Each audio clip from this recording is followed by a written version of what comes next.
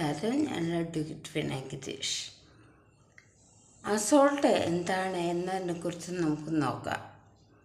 ഒരു criminal force പ്രയോഗിക്കാതെ ഒരു വ്യക്തിയുടെ മേൽ നടത്തുന്ന രജിസ്റ്റർ അത് പ്രിപ്പറേഷൻ വേണമെങ്കിലാക്കാം.